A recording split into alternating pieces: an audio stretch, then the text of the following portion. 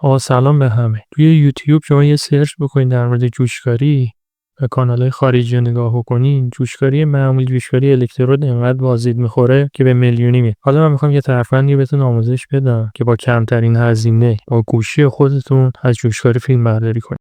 تست اولی که من انجام دادم، اومدم گوشی رو گذاشتم روبروی قطعه کار، اینا فلش بنگ زدم داخل ویدیو.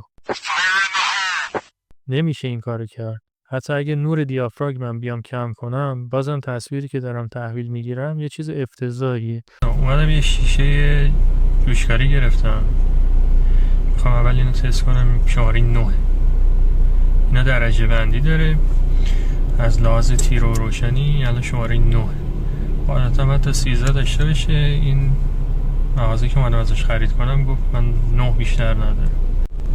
الان من دارم فیلم میگیرم. خب این لنز رو میذارم جلوش، ببینید.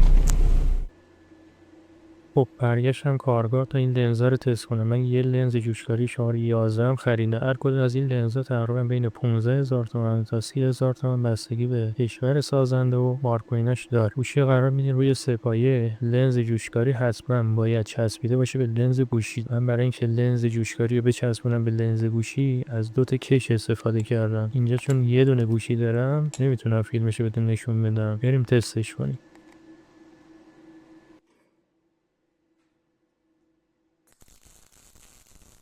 شهر عجیبیه، فوکوس لاک نبوده.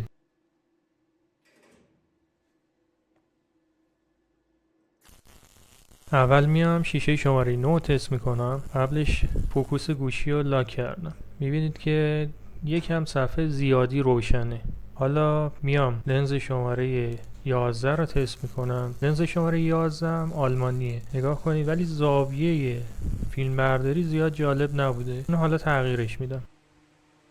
یه نکته که هست اون آخر ویدیو بهتون میگم. فقط من الان زاویه رو درست کردم و از لنز شماره 11 استفاده کردم. به نظر خودم لنز شماره 11 خیلی بهتر از لنز شماره 9. اگر نظرتون متفاوته لطفا تو کامنت به من بگید. نکته‌ای که قرار بود بهتون بگم این بود که وقتی گوشی رو میذاری نزدیک قطعه کار، گوشی سریع داغ میشه.